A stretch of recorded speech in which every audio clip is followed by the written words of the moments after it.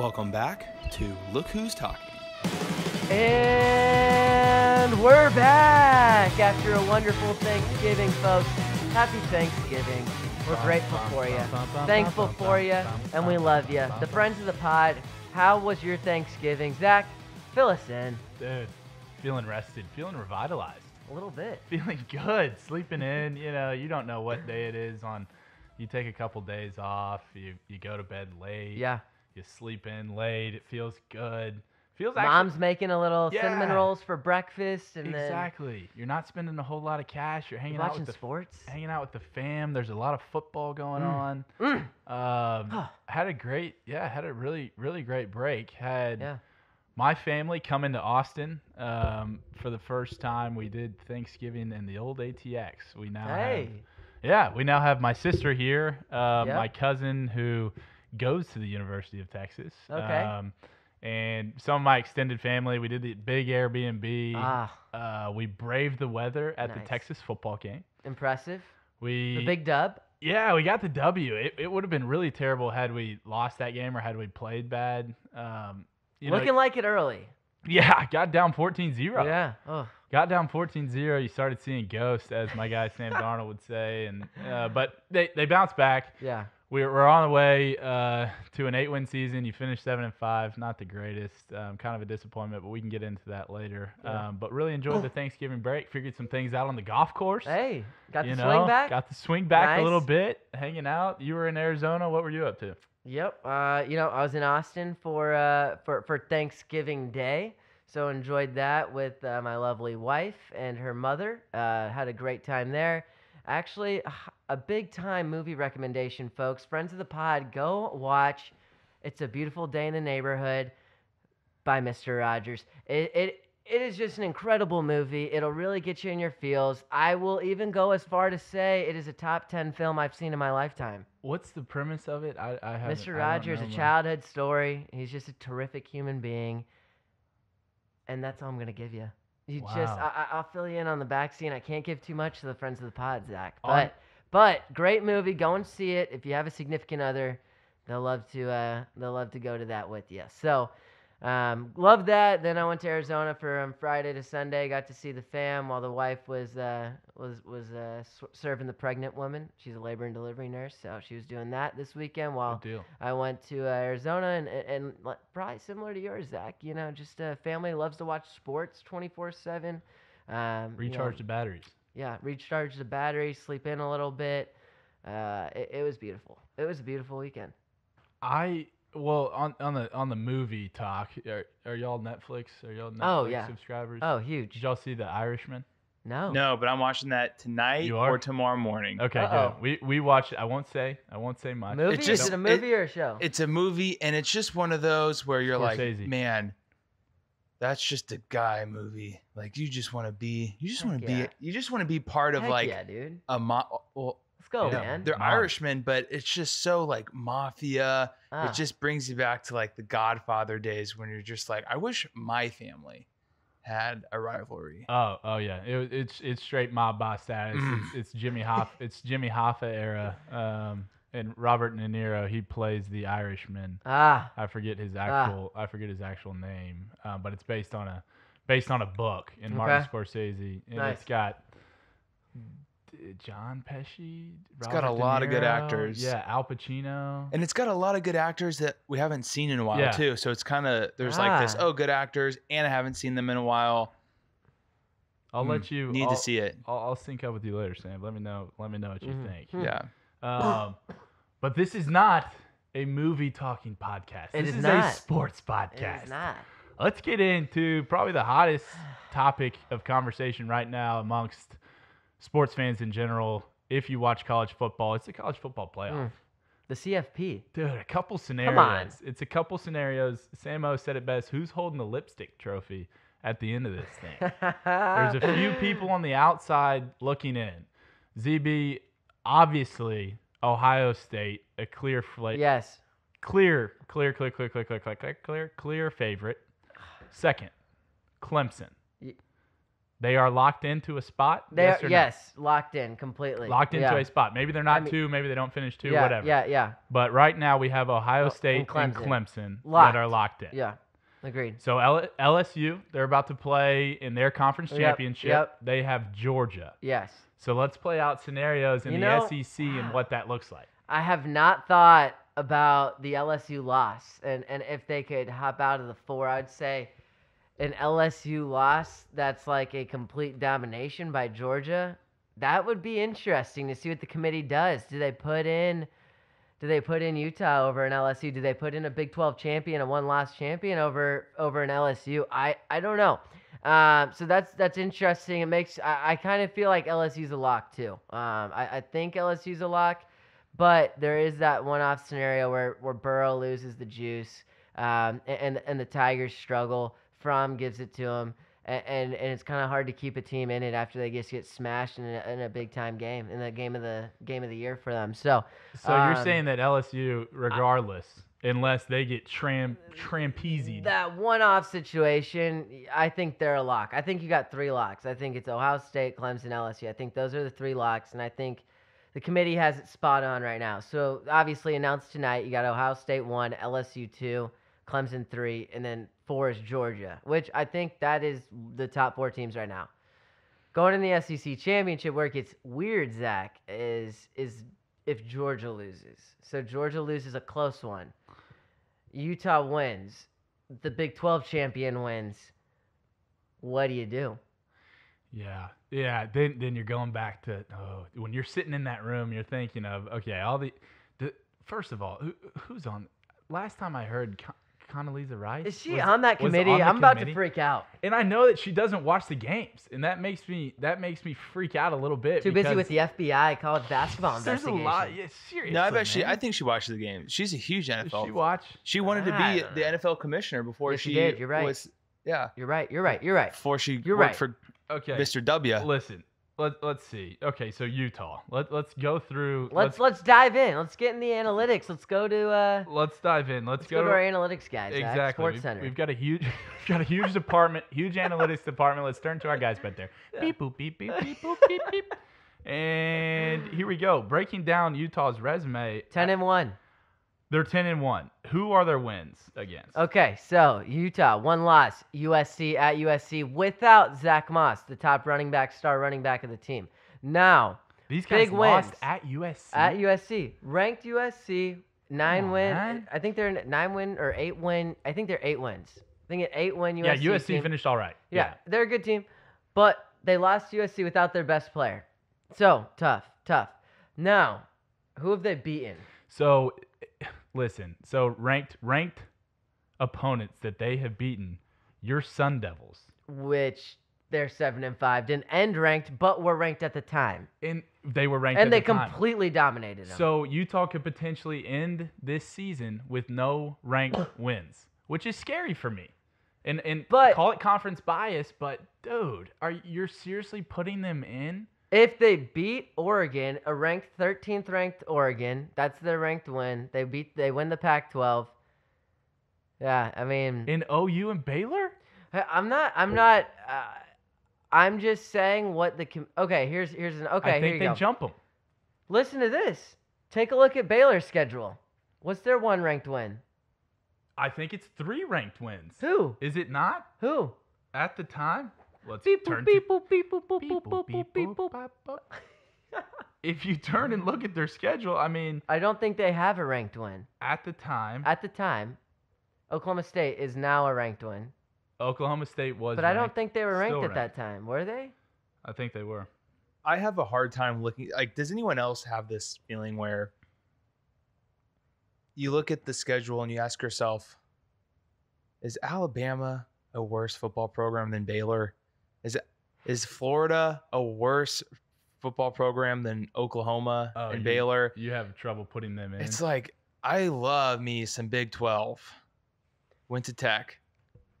But I have a hard time considering the likes of Oklahoma, a Baylor team led by Lake Travis alumni, local kid, Brewer, like staying in a football game with programs that have consistently been in the top 10. Yeah, but Baylor hasn't seen top right 5 now. for a while. A two-loss Bama right now. cannot get in, Yeah, and with especially without Tua. I agree. You can't let your bias from sorry, past seasons. I agree that you have to honor a conference that has a competition like Big 12, but it just seems like when you just look at it, the level of competition that the Big 12 has in it this year, you just kind of feel like they're honoring this notion of, okay, the conferences are equal, so the top of the conferences should be somewhere around the top.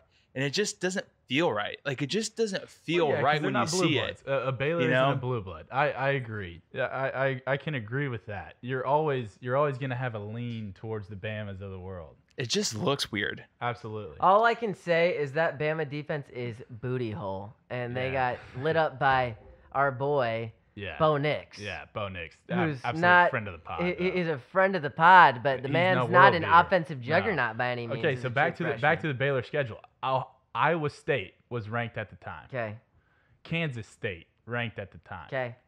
And then a win versus Texas. Not ranked. Was at not the time, ranked but or ranked. Not ranked. Ranked during the season, not ranked. Not ranked at the time. So I do like. And you look at Oklahoma. Yeah, they got so win against Oklahoma. Houston at UCLA is about that doesn't matter. They beat at Texas. They won. They won at Baylor, at Oklahoma State, and then they could beat Baylor twice. So listen, I don't think Utah gets jumped. That's where I'm standing on it. I think the committee they got it where it is right now, but they're gonna get jumped. I just don't think that they would have Utah at 5 if they were gonna jump them with the Big 12 champion unless Utah loses. If Utah wins, if they valued the Big 12 champion over Utah, they would put them over Utah. They would put Baylor, Big 12 Oklahoma. versus Pac-12 argument? This is a Big 12, Pac-12. They'd put. Let me tell you. Let me dive you into Utah. They play Kyle defense. Whittingham. This defense. Yeah. I'm just telling you. This defense will give any Oregon. of those 3 teams. And the Clemson, Ohio State, LSU fits for 3 quarters. Dude, don't talk too soon because they're about to blow Oregon. Not blow them out, but they are going to expose Oregon. The defensive line has 3 dudes on the defensive line who go in the first 2 days of the NFL draft. They got a safety and a corner who are going to be day 2 draft picks. They are loaded with a couple of D1 transfers. The linebacker who are starting, playing magnificently. I mean, the team is loaded defensively. Offensively, not so much. I watched them play Colorado this past weekend, thinking, okay, are they legit? This is a big game because it's an easy game to kind of look over, be like, we're already going to be locked into a Pac-12 champion, play Oregon. But it's also like how mentally tough is this team, Zach? It's huge. Yeah. It's huge. Where's the grit? And the team looked really good. They got a quarterback who doesn't turn the ball over. He's a very much dual threat. A guy who he has an underrated arm. Tyler Huntley. He can run inside the number. He's solid. They've got a running back who's going to be an NFL back. He's really good as well. O-line's fine. But they don't have any weapons on the outside. So that's what scares me is can they move the ball? Like, if they play Ohio State, the offense is in trouble. It'll be a defensive battle, and Ohio State's too good. The feeling is that with this Utah team that I have is that defense is going to get left out there, and they're going to be stranded. Yeah. And we're going to have a Notre Dame situation on our hands. Oh, no. I think. Whew. Not to say that Baylor's going to get in there. That's my thing too, though, man. And give someone a run. Baylor's similar to Utah. Okay, yeah. Baylor and Utah are similar programs programs because the defenses are terrific. Yes. And the offenses are very similar. Guys, the quarterbacks don't have great arm talent. But honestly, would you give the edge to the playmakers of Baylor? Yes, you would. You saw that OU game. I think Utah's got the best skill player between the two. Zach Moss, man. This man, Pac-12. Zach Moss. I'll take the kid. You're bleeding Pac-12. However, Oklahoma, it's hard. It is interesting. I think if Oklahoma beats Baylor twice, has the wins they do. I know they lost at Kansas State. They gotta go. I know they lost at Kansas State, but tell me how Condoleezza Rice and company don't look at Jalen Hurts, the comeback kid, getting the 4 spot and playing Ohio State. I mean, that is something that's got to be attractive to the viewer. That's going to get the ratings. And as we know, Zach, we do what the ratings are going to be. There's a lean. That's why it's great to be a Texas fan. Yeah, if you're and close, not a Texas Tech fan. Because if you're close, you're gonna get that nod because butts are gonna be in seats. Yeah, but you get a situation, the ultimate tiebreaker. Once again, we have OU facing off against Ohio State. Listen to this. Let's see if any flags get planted. Oh, yes. Yeah. What didn't homeboy the tight end? Didn't he? Yeah, Mark replant the Andrews. flag? Mark Andrews replanted the flag. Yeah, but he on didn't- Bosa in the end zone. But he didn't even have a flag. He just air flagged It was also a terrible flag plant by Yeah. my boy Mark Andrews. Execution. Yeah. Okay. 6.5. Now, Zach, let's dig in. Georgia edges out LSU. I said it.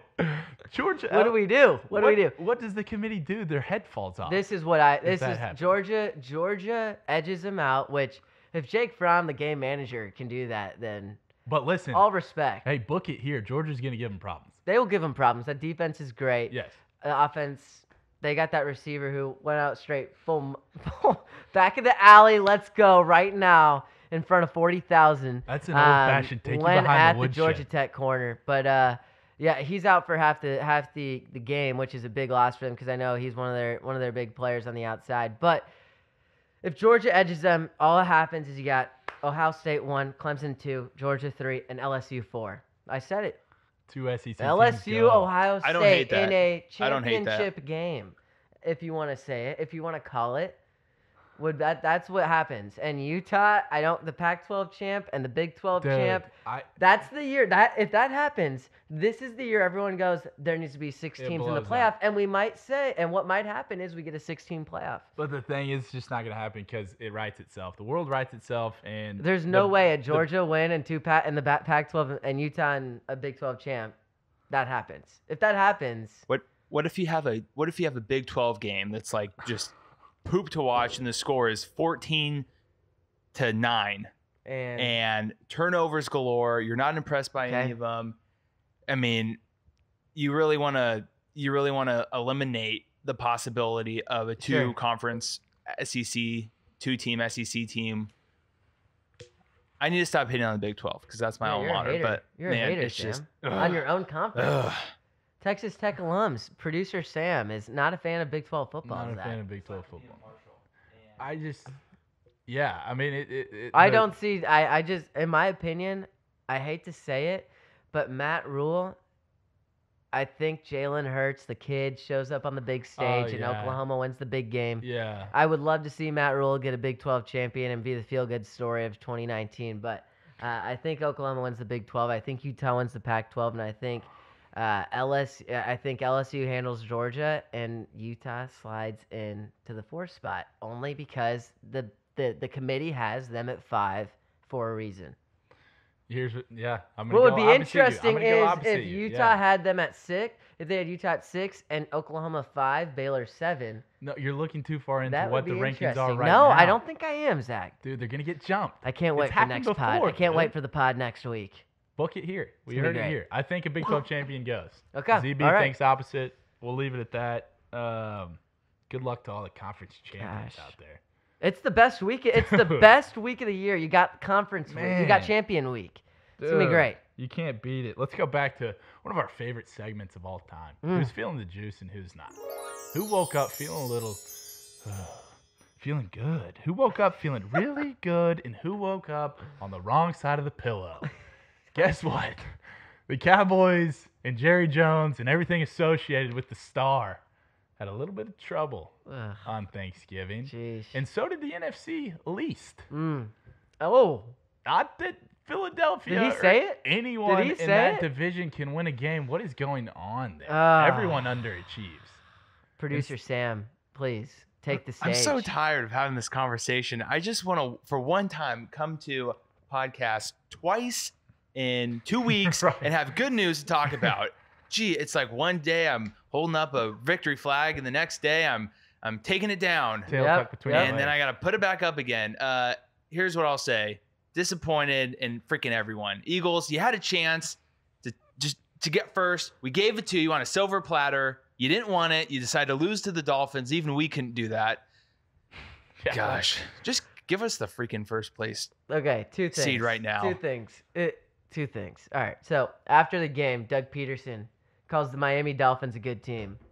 Solid program. That's when you know things are really bad. Solid program. That's when Great you know things fundamentals. are. The man should be fired right now. Like he should not have a job. You can't Second say off, that. Jerry Jones. These are two of my favorite quotes from the weekend. Jerry Jones talking about Dak Prescott. I don't get cramps when I'm writing checks. That is a What great a quote. What a quote by That's- Jerry Jones, that's the a man himself. Big baller quote. One of those two quotes are not the same. LeVar Ball wants that man in the triple Bs. Yeah, That's for sure. dude, That's he's a big baller thing to say. He's wearing big baller slides when he says that. Are you kidding me? That's got to be a meme somewhere.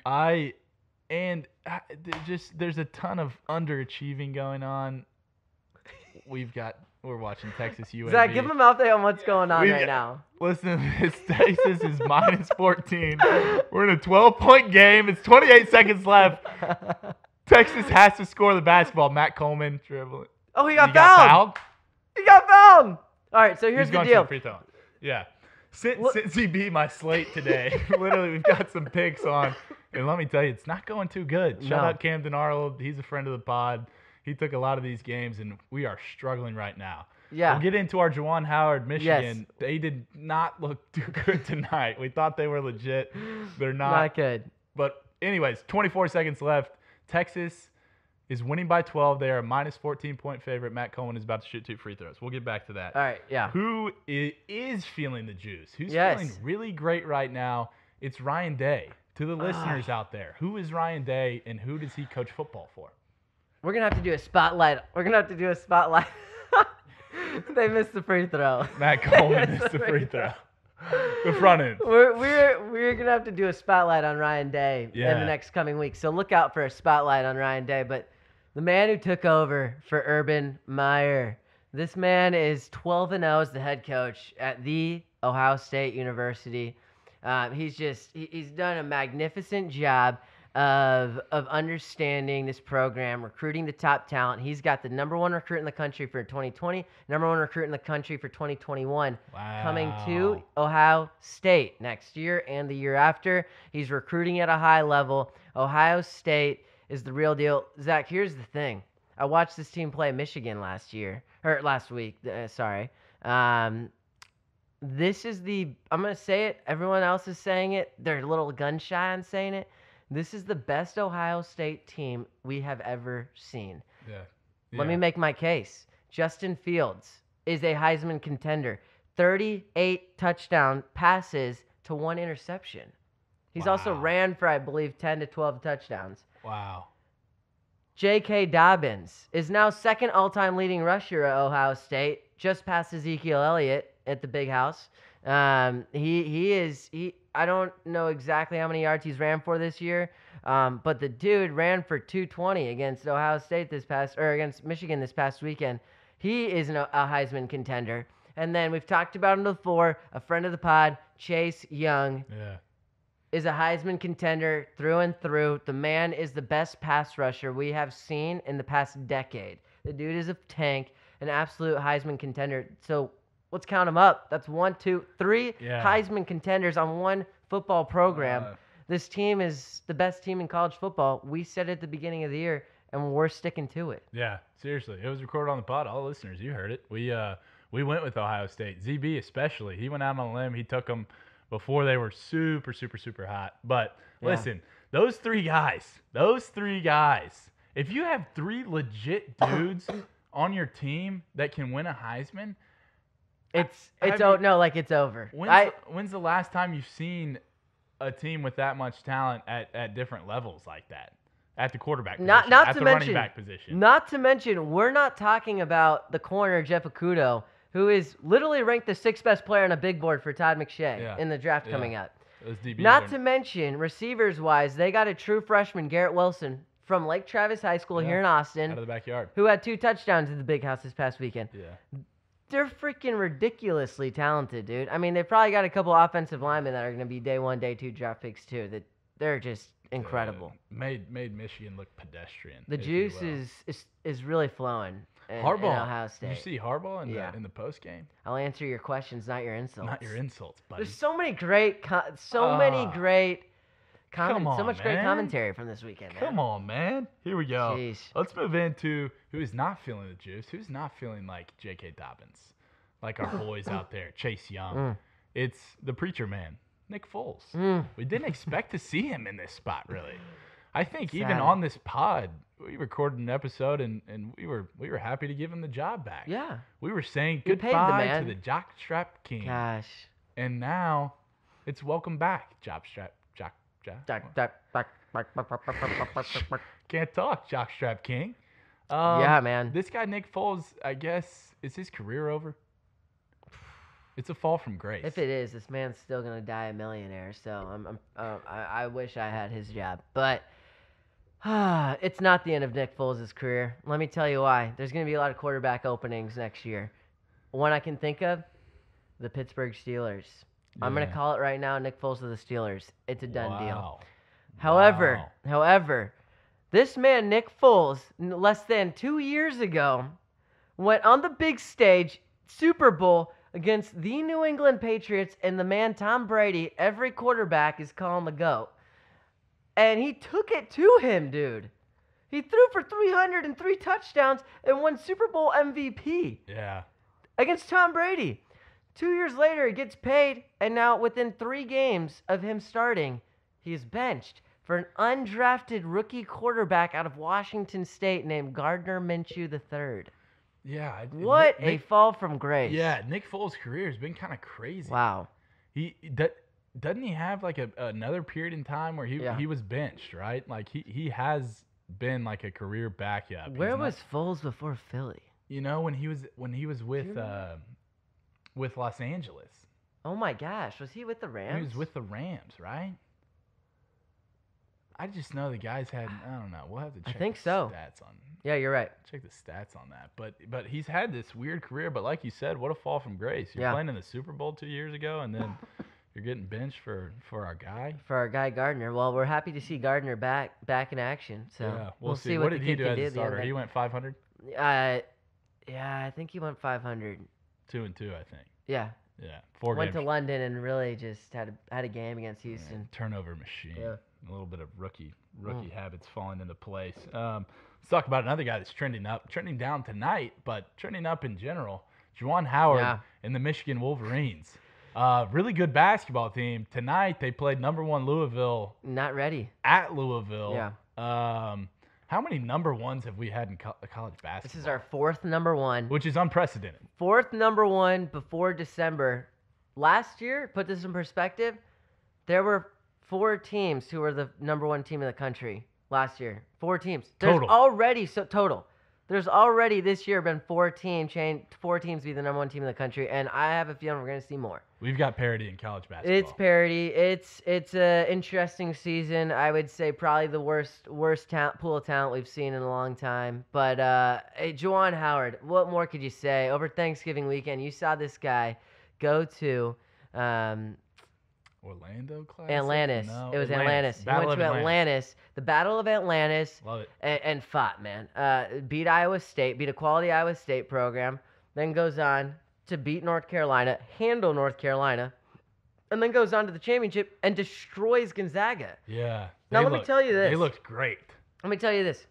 The last 2 champions at the Battle of Atlantis last year, Virginia. Okay. The year before, Villanova. Okay. The last what do those 2 have in common? national champions. Virginia, Villanova. Champions. Michigan won the Battle of Atlantis this year. Are we going to see the Michigan Wolverines be the national champion? 1 + 1 does equal 2. I don't know, man. I don't know. It'll be interesting. But all I can say is I watched this team play. They're talented. I think they're going to struggle with athleticism. I like the point guard. I like their big John Teskey and the guard Xavier Simpson. They got some interesting wings around them.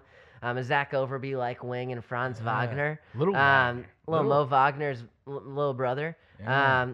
I think they're good. I player. think they might be the best team in the Big Ten, competing with Ohio State, Michigan State. But I think they're going to struggle with teams that are athletic, and we saw that tonight against Louisville. Yeah. Athletic Louisville team and Chris Mack. Yeah, seriously. But this guy's Juwan Howard. He's coaching with passion. He's got the guys. He's dancing with the guys. Absolutely. He said it was his calling in his post-game interview. He's got a chance to serve these guys. He's like, I've done everything I want to do in my career, and look at me now. Yeah. I get to come back home. I get to be a servant leader for this hashtag servant leadership. Servant leadership. Wow, heard that. Love before. that, man. But Love seriously, man, this guy's coaching with some juice, coaching with some passion. He's got these guys playing hard. They're Animated on the sidelines. You got to love it out of Juwan Howard. They're really fun. embracing that inner Wolverine. They're super fun to watch. Let's go back to the National Football League. Yeah. Best looking man in football, Jimmy Garoppolo. Another curly-headed guy, a really good guy, Russell Wilson. And then another guy, maybe the best athlete on the planet that just decided to play quarterback for the Baltimore Ravens, Lamar Jackson. Yeah. Let's talk Super Bowl favorites. It looks like if you were a betting man, you would take one of these three teams. Who are you taking? Make a case for these three teams. ZB, producer Sam, and myself. Take it, producer Sam. Yeah, I like the Seahawks. I think that the Ravens are almost there. I think that if they, just have Lamar Jackson under center for one more year, go through the playoffs, learn from the loss. It'll probably happen somewhere in the conference, maybe divisional round, but probably in the conference round. But you have, Pete Carroll, Russell Wilson. They've been there before. I think that ultimately is what the difference is in the conference championship, getting to the Super Bowl. I like me some Seattle Seahawks. I like the Hawks too. I don't like the. I like the Hawks, but maybe not out of this group. Yeah. But these guys, I think Russell Wilson might need DK Metcalf. He's good. Yeah. Lockett, the kid Lockett, a good group of running backs, but it doesn't seem like there's necessarily like a game breaker on that offensive side of the football. And then you're going back. You got my boy Quandre Diggs that they picked up from the Lions. They do. Legion of the Boom. They look good. Looks back. They're running and hitting on defense, and you got the mid-season acquisition with Clowney. Yeah. Or was that more at the beginning of the season? Beginning of the season, yeah. But the defense is kind of back to playing how the defense was when they got to the Super Bowl, which is kind of a scary thought. Yeah, yeah. Because Russell Wilson is magical. So out of those three teams, are you leaning Hawks or what do you got? My lean is the Hawks because Samo just gave a great, eloquent, case for them. Yeah. But I want to say this San Fran team, man. I want to. I don't know why. I like this guy, Jimmy. Like this Jimmy guy, man. I like this Jimmy guy, man. Jeez. Come on, man. I think he's drinking from the same fountain that Tom was. The same fountain that Jacoby Brissett. These three guys, man. Come on. Yeah. They're playing really good defense, too. They're Gentlemen, elite on defense. Gentlemen, this is we didn't talk about friends of the pod. We did not talk about this. I'm telling you before the pod started. This is not in the notes, but we're all going with the Seahawks because I am as well. If I were to pick a team right now, here's why. Do I think they're the most talented team? No. When I watch all these teams play, though, there's just something about this Seahawks team that they just. It almost is one of those you watch them play and you just do not think that they're going to lose. Like they could be down 2 touchdowns. They were down that whole Minnesota game. They come back and win. Our poor man Kirk Cousins 0-8 in Monday Night Football games. That's hard to do. But you know what that is it's a mixture of Pete Carroll and Russell Wilson, and it is a hard recipe to take down, my friend. I agree. Russell Wilson he's that quarterback that you just kind of think he's going to somehow get something and figure it out. I think he's got talent around him. He's got Carson and Penny in the backfield that have looked great. The offensive line has stayed stable throughout the year. They've got Josh Gordon, the pickup midseason, along with Tyler Lockett, DK Metcalf. The kid Jacob Hollister, the tight end, taking over for Will Dissly, is really coming on for them. I like Seattle. The defense, Quandre Diggs, great addition from Detroit. Jadeveon Clowney. Two great additions. Jadeveon Clowney really getting after the quarterback this year, and might not be shown in the sack numbers, but he is really, if you watch a game, and Jadeveon Clowney is constantly getting to the quarterback, and he's making playing a factor. I don't know if they're the most talented. I love Baltimore. I love what they do. I think their defense isn't great, so that scares me. I think their offense is incredible. But you mentioned, the Seahawks don't have a the top-notch playmaker. I could argue though, if you look at Baltimore and you look at San Fran, I don't think any of those teams necessarily have that one guy. like they're very complete offenses, right? You don't see the Yeah. Julio Joneses, the Keenan Allens, the Michael Thomases, who Yeah. we are not talking about the Saints. They are 9-2. They are a good program. They're a good team as well. But they have just complete offenses, and they've got a balanced attack, which makes all three of these teams very special. I mean, it's interesting to watch. It's a new era of football we're watching right now. Well, you said it best. I think the edge that we can all agree on is a little sprinkle of magic, little sprinkle of the it factor. Yeah. From Russell Wilson, that Garoppolo, and not that Lamar Jackson doesn't have that it factor, but I'm not going to call it gimmicky. I'm not going to call it like a hoax of an offense, but like what they're doing.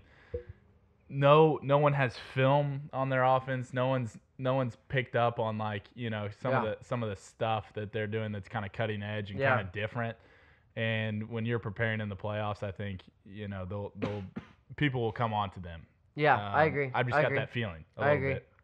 Yeah. But interesting. Yeah. All three of us agree on the Hawks. There. Yeah, the Seahawks. Okay, we're buying on the Seahawks. We're buying stock. Okay. Well, if you got some cash in your pocket, go ahead and buy stock now.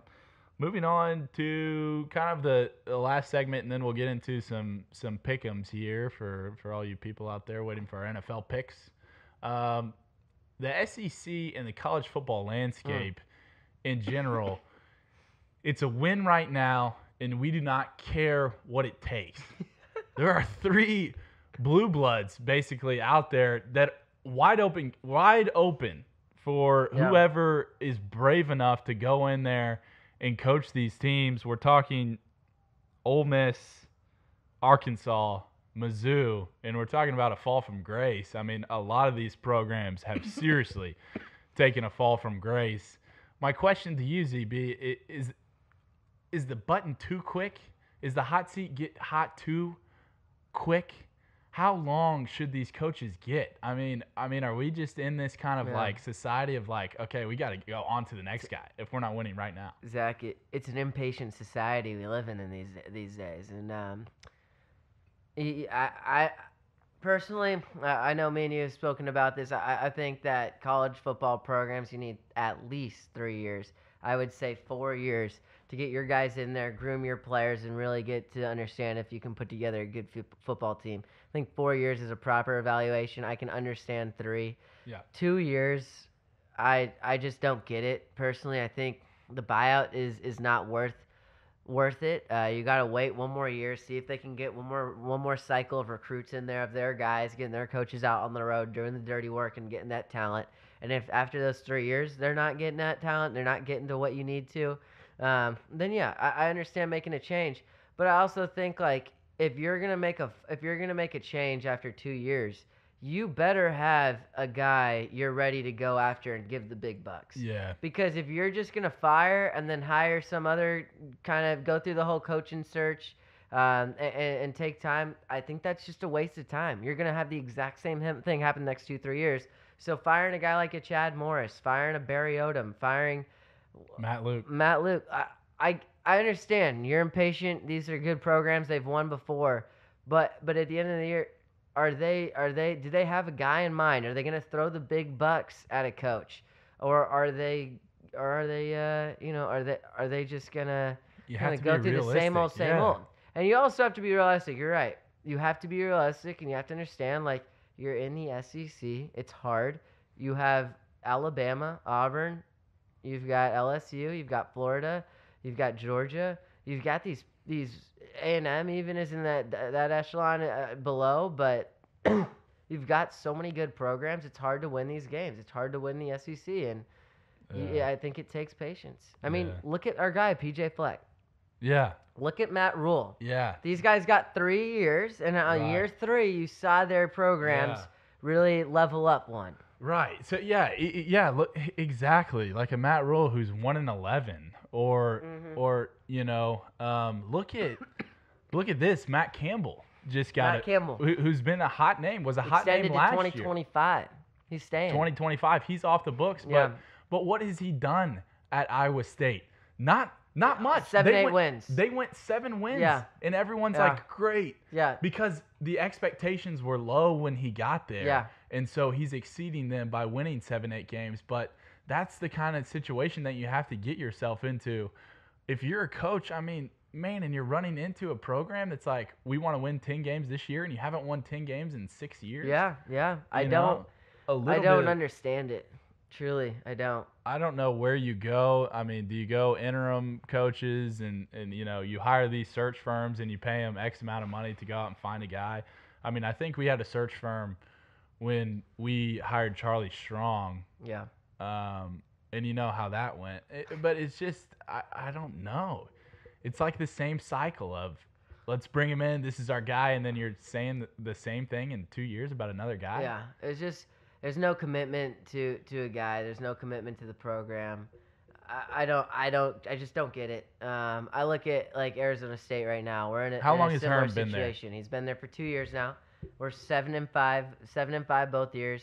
And obviously we'd love to be like in the 8-9 win range right now, but we are also content at 7-5 through 2 years. Going in the right direction. Not all of his guys. He brought it. He's playing with guys from Graham's era, and we're going in the right direction. We're getting recruiting classes. We're getting his guys in there, and so we'll see how year 3 goes. We'll see how year 4 goes. But you got to give a guy time. If football, there's so many players.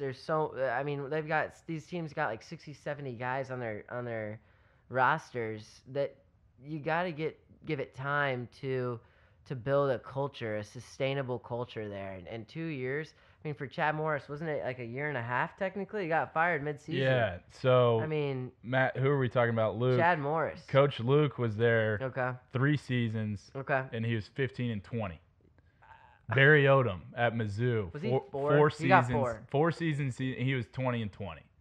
So I mean, maybe. But you're Missouri though. Like, who are you gonna get that's gonna change? Who's gonna make you up in that that upper echelon of the Georgias, Alabamas, Auburns, LSU's, Floridas? Newsflash: those programs have been great for as long as I've been alive. Like, right, those have never been programs that have been where Missouri's at. 3 decades. They've always been good. So it doesn't, like, you're okay. I'm sorry, Missouri. You're not with Georgia, LSU, Alabama, Auburn, Florida. Like, you're just not gonna be there, and it's gonna take time. So I just don't understand that. I don't understand. I get Ole Miss a little bit more because they're more of a culture, like they've been in that position before. But I don't know, man. Like, yeah, Chad Morris, what did he get? I can't find what he got, but it was like a season and a half. It was like a season and a half, maybe 2.5. I don't know, but it was not 3. And I just don't get it, man. Like, you're Arkansas. All I know about Arkansas football is Darren McFadden played there once. I was about to say, and those days are over. But like, they weren't even good with Darren McFadden. The Southwest Conference, they were, yeah. So I don't know. I don't get it. Well, we're dealing with a little bit of it. You're having some coaching changes at ASU. You've swept the staff. We're doing the same thing. We swept our staff. Kind of get some fresh eyes on things. You got to get some fresh eyes in there. See if you can get over the hump. Let's move into some pick'ems though. Here we go. Let's do it. NFL football. Everybody knows the rules. Maybe you got about 5 or 10 seconds to give me your best pick on these games. Samo, you too. Let's pull up the slate here. Producer Sam's spotlight right here. The national football team. We're moving into week 14, folks. It's December 4th through Fantasy playoffs are starting. Through December 10th. Here we go. Yeah, set your lineups. Don't forget. Listen here. Cowboys, Bears, Dallas. 3-point favorites. ZB, I'll start with you. Who do you have and why? Bears Quickly. +3. Wow. Cowboys downfall big time. Wow. I like the Bears. I like Trubisky. Can't even play quarterback. Okay. We're not losing 3 games in a row in the same season twice. No. Cowboys on upswing. All right, you heard it. So Cowboys -3. Yeah, do you like them to win the game? I like the Bears. Well, Bears to win. Like the Bears to win the game. I like Bears to win. Okay, cool. You're taking boys with the points. There you go. I mean, no. Boys are the favorites. I'm sorry. So here we go. Next game. Panthers, Falcons. Panthers just fired their head coach today, if you didn't see it in the news. Falcons, they're an underachieving football team. Yeah. Atlanta, -2.5. They're the favorite. Who do you have? ZBL start. Atlanta. Okay, love it. Yeah, I like Atlanta. Yeah, Matt Ryan, those guys Matt are playing Ryan. pretty good. Julio Jones. Calvin Ridley. Kyle Allen's falling back down to earth. Yeah, he really is. Unfortunately. Okay, moving on to the next one. Ravens, they're a 10-2 football team, taking on the Bills, who are a 9-3 football team. This is a really intriguing matchup here. You gotta Sean love McDermott. This Josh Allen guy, man. Come on. This guy Josh Allen is next Baltimore. level, man. I like him a lot. -5.5. Baltimore, -5.5. Is this game in Buffalo? I'll tell you this. I'm taking Bills with the points. I'm right there with you. Yeah, I like the Bills, especially seeing their defense really shut down our Cowboy offense. Lamar Jackson isn't going to have as fun of a time playing these guys as he has in the past. So yeah, I like the Bills. I think that they get a nice W. Here we go. Bengals are a 1-11 football team. Wow, they got the big dub. The Browns. Zach Taylor with the water cooler dunk. Did he get water cooler? He got a water cooler, man. No, that's bad. You gotta love it. And you got the worst team in football, the Cleveland Poop Browns. They're 5-7, but they're an 8.5-point favorite against the Bengals. Oh wow. Who are? I'd flip that. The Bengals are the worst team in football, but I don't like the Browns. Easily. I'm taking Bengals plus 8.5.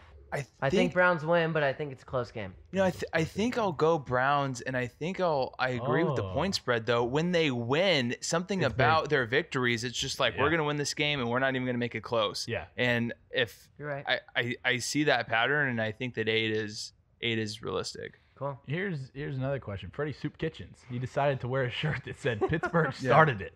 ZB, I'll go with you first. You got 10 seconds. Where do you stand on that?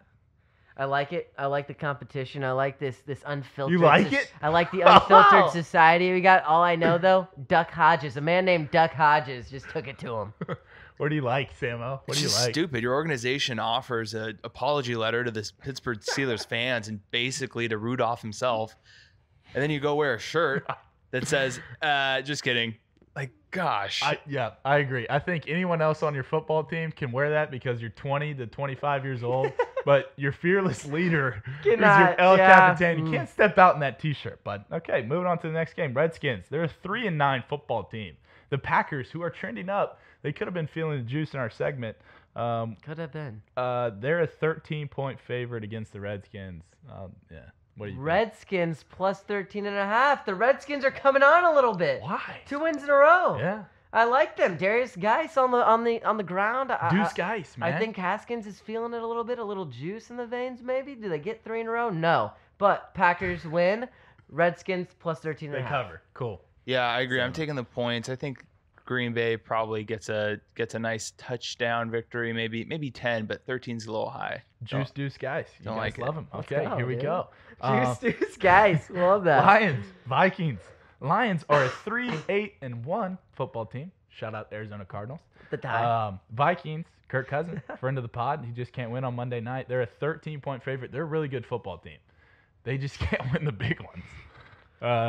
Feel Vikings, for my friend of the pod. -13. I am going revenge game Kirk Cousins. He's going to feel really upset after that Monday night loss. Vikings -13.5. Yeah, don't really have an opinion on this one. I'll go with the spread. Could really not care less. Here we go. We're not going to pick them all, so let's pick a couple more here. We got 3 more on the slate. The intriguing one here, Minshew's back. Chargers, Jaguars. Chargers are 3-point favorites. It's 4-8 versus a 4-8 football team. Chargers are 4-point favorites.